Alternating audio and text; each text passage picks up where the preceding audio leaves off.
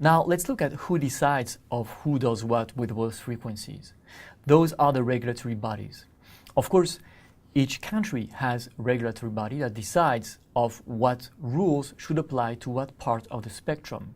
Each country has that. So they decide which frequencies can be used, by whom, with what kind of power, and also what kind of transmission, what sort of wave do you have the right to send, what range, what shape, does it contain data, does it not? So all these rules are defined by the regulatory body in your country.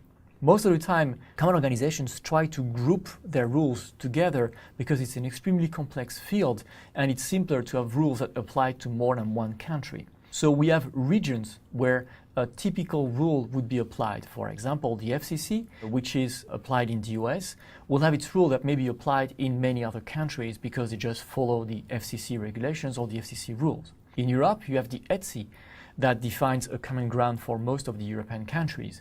Well, some other countries like Mexico, for example, may be choosing to choose the ETSI rules and follow the ETSI regulations, which makes it simpler for them to modify the rules as the complexity of the spectrum changes rather than having to decide of their own rules, which are likely to be the same anyway.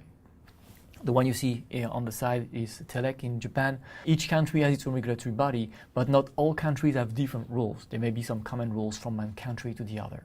And those rules can be very complex. So in the CCNA exam, you don't need to know all the rules of all the countries, but you need to have this awareness of different rules for different countries, which may have some consequences in some ways you send your ways. For example, this one is a typical one. The FCC has a rule in the 2.4 band that says that if you're designing an outdoor link, and that link is a point to multi-point, you have the right to change your power at the transmitter, and you also have the right to change the gain of your antenna with a specific rule which is called the 1-to-1 rule.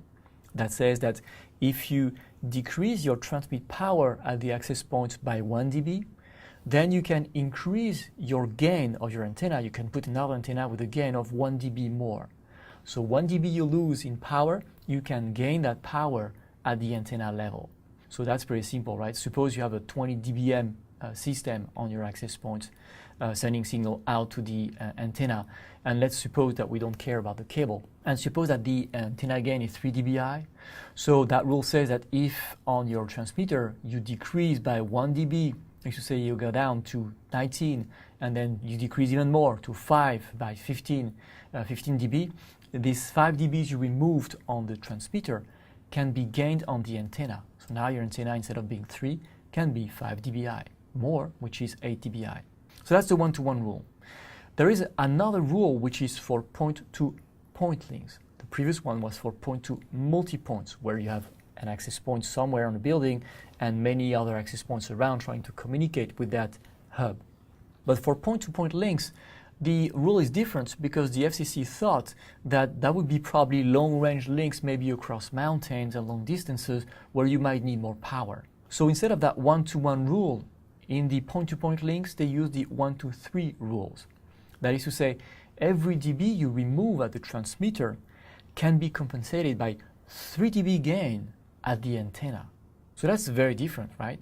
So if you have your same system and still your same 20 dBm on one side and a 3 dBi antenna on the other side, but this time you're designed for a point-to-point, if you change your power at the access point level and now again remove the same 5 dB as you did before, instead of gaining these 5 dB on the other side, for each dB you remove, you can gain 3 dB on the other side, which means that by removing 5 dB, you can add now 15 dB, and you result in an 18 dBi access point gain.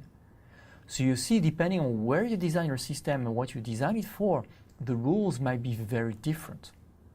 That's the FCC, which is a fairly complex rule set. For example, in the ETSI domain, which is in Europe, they stipulate a maximum EIRP of 20 dBm. And they say we assume a 17 dBm transmit power and a 3 dB antenna gain. And the rule is simply that every dB you lose on the transmitter, you're going to gain it on the antenna.